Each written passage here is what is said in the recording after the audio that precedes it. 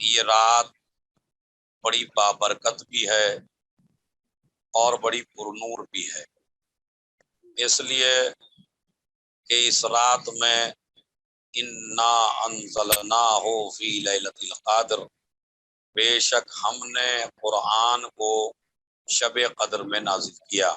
سبحان اللہ۔ اسی لیے آج کے اعمال میں سے ایک عمل یہ بھی ہے کہ آپ کم از کم 1000 مرتبہ سورہ انا انزلنا کی تلاوت فرمائیں، اس لیے کہ اس سورے میں قرآن کے نزول کا تذکرہ ہے، اور آج کی یہ رات شب قدر کہلاتی ہے۔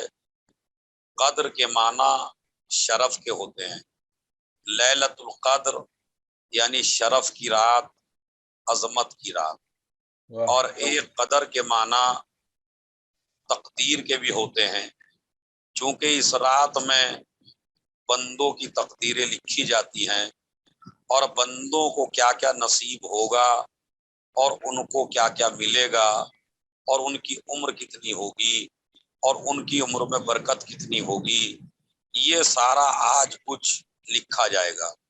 کس کو کربلا کی زیارت نصیب ہوگی، کس کو حج و عمرے کی زیارت نصیب ہوگی، کون کعبۃ اللہ جائے گا، کون روزہ امام حسین پہ جائے گا، کون کتنی روزی پائے گا، یہ سارا آج کی رات میں انسان کو ملتا ہے۔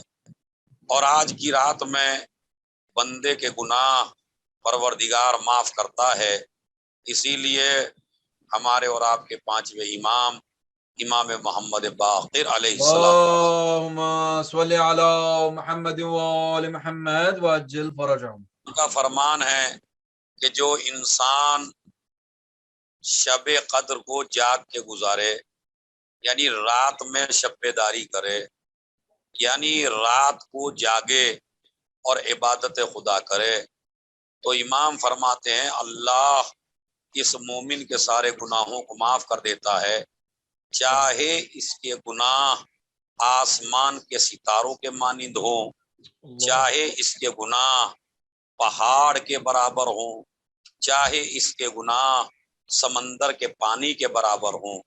اگر کوئی انسان شب قدر کو جاگ کے گزارے اور اس میں عبادت خدا کرے تو صبح آتے آتے ایسے ہو جاتا ہے جیسے ماں کے پیٹ سے ابھی پیدا ہوا۔ یہ شب قدر کی فضیلت ہے، اسی لیے میں آپ حضرات سے گزارش کرنا چاہتا ہوں کہ یہ سورہ انا انزلنا رمضان المبارک میں بہت زیادہ تلاوت فرمائیں، بلکہ ہمارے چوتھے امام زین العابدین علیہ السلام، اللہم صلی علی محمد وآل محمد وعجل فرجہم، ان کا ارشاد گرامی ہے کہ جو انسان ایک مرتبہ سورہ انا انزلنا سحر کھاتے ہوئے پڑھے اور ایک مرتبہ انا انزلنا افطار کرتے ہوئے پڑھے، یعنی جب سحر کھا لے تو انا انزلنا پڑھے، جب افطار کرنے کے لیے بیٹھے تو انا انزلنا پڑھے، یعنی روزے کو اسٹارٹ کرے تو بھی انا انزلنا سے اور روزے کا اختتام کرے تو بھی انا انزلنا پڑھے۔ اسی لیے روایت موجود ہے کہ افطار کرنے سے پہلے آپ انا انزلنا کی تلاوت فرمائیں اور سحر کھانے کے بعد آپ انا انزلنا کی تلاوت فرمائیں، ایک مرتبہ انا انزلنا صبح میں، ایک مرتبہ انا انزلنا شام میں۔ تو ہمارے چوتھے امام فرماتے ہیں جو انسان سورہ انا انزلنا کی تلاوت سحر اور افطار کے وقت کر لے، اللہ اسے اتنا ہی اجر دیتا ہے کہ جتنا اس انسان کو اجر دیتا ہے کہ جو میدان جنگ میں جائے، رسول اور آل رسول کی محبت میں قتل کر دیا جائے اور اپنے خون میں لت پت ہو جائے اور شہادت کا درجہ حاصل کر لے، تو جتنا ثواب اس شہید کو ملتا ہے جو آل محمد اور محمد مصطفیٰ کی محبت میں جنگ کرتے ہوئے شہید ہو گیا ہے، اتنا ہی درجہ اس انسان کو ملتا ہے کہ جو سورہ انا انزلنا ایک مرتبہ افطار میں پڑھتا ہے، ایک مرتبہ سحر میں پڑھتا ہے، ایک مرتبہ انا انزلنا سحر میں پڑھیے اور ایک مرتبہ انا انزلنا افطار کے وقت پڑھیے۔ اچھا اس سورے کی عظمت کیوں ہے وہ میں آپ کو بتا دیتا ہوں، انشاءاللہ آپ اس پہ بہت داد بھی دیں گے اور بہت آپ کو لذت بھی آئے گی، اور بہت بڑا مسئلہ بھی میں آپ کے سامنے کلیئر کر دوں، اور وہ یہ ہے کہ اس سورہ انا انزلنا کے بارے میں یہ روایت موجود ہے کہ جو انسان سورہ انا انزلنا اپنی واجب نمازوں میں پہلی رکعت میں پڑھے، یعنی سورہ حمد، اس کے بعد سورہ حمد کے بعد انا انزلنا پڑھے، تو امام فرماتے ہیں کہ ایک فرشتہ آواز دیتا ہے، اے بندہ خدا، چونکہ تو نے اپنی نماز واجب میں انا انزلنا کی تلاوت کی ہے تو پروردگار عالم نے تیرے سارے گناہوں کو معاف کر دیا ہے، اب اگر تو چاہتا ہے تو اپنی زندگی میں آگے بڑھ اور عمل دوبارہ شروع کر، چونکہ بہت عظیم رات ہے اور اس میں ہم سب کو عمل کرنے کی بہت زیادہ شدید ضرورت ہے۔ سب سے پہلے تو آپ شب بیداری کریے، آپ جاگیے۔ شہزادی کونین حضرت فاطمہ زہرا، ان سے روایت ہے کہ وہ اپنے بچوں کے چہرے پر پانی ڈال دیا کرتی تھی شب قدر میں، اور کھانا بہت کم دیا کرتی تھی کھانے کے لیے تاکہ زیادہ کھانے کی وجہ سے نیند نہ آ جائے، اللہ اور اکبر۔ چہرے پہ پانی ڈالتی تھی تاکہ بچوں کو نیند نہ آ جائے۔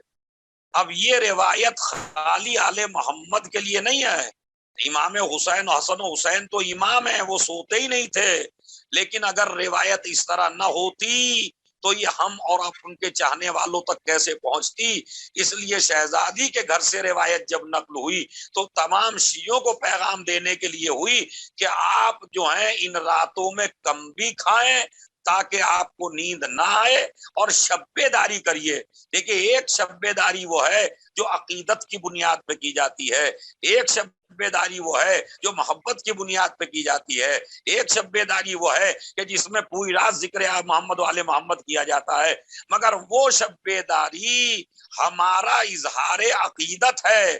مگر یہ جو شب بیداری ہے جسے لیلۃ القدر کی شب بیداری کہا جاتا ہے، تو اس میں اللہ کا حکم ہے، رسول کا حکم ہے، اہل بیت کا حکم ہے کہ آپ جاگیے اور جاگ کے عبادت کیجئے۔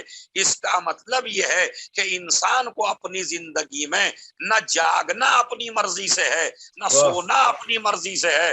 اس کا مطلب یہ ہے کہ آپ اپنی زندگی میں اپنی طرف سے کچھ نہیں کر سکتے، آپ جو بھی کریے اپنے خدا کی مرضی سے کریے، اپنے معبود کی مرضی سے کریے۔ تو انا انزلنا کا ثواب میں نے آپ حضرات کو بتا دیا ہے۔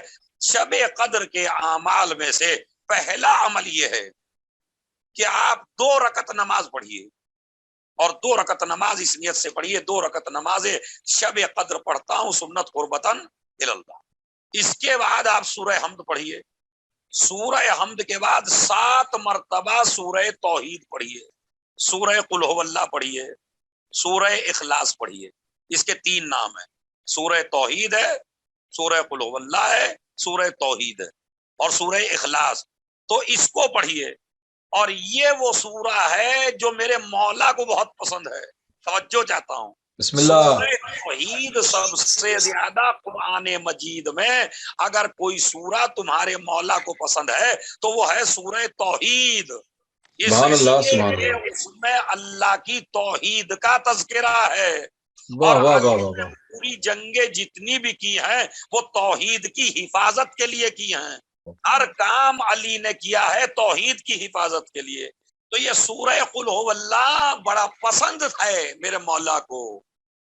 روایت میں موجود ہے جو انسان 3 مرتبہ قل هو اللہ کی تلاوت کر لے گویا کہ اس نے ایک قرآن ختم کر دیا، 3 مرتبہ خالی قل هو اللہ اگر آپ پڑھ لیں تو گویا کہ آپ نے ایک قرآن ختم کر دیا۔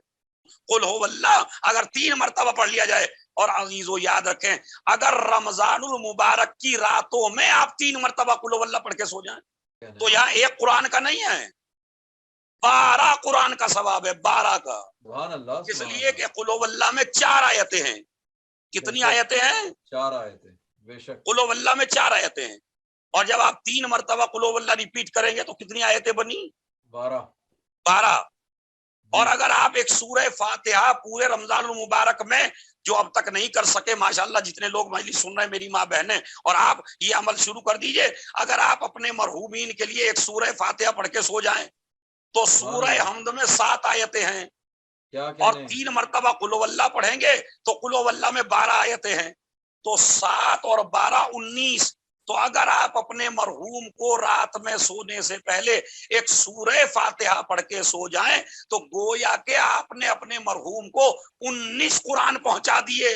واہ واہ واہ واہ واہ، سبحان اللہ، اس لیے کہ روایت میں موجود ہے، نبی نے فرمایا جو انسان رمضان المبارک میں ایک آیت کی تلاوت کر لے گویا کہ اس نے پورا قرآن ختم کر لیا۔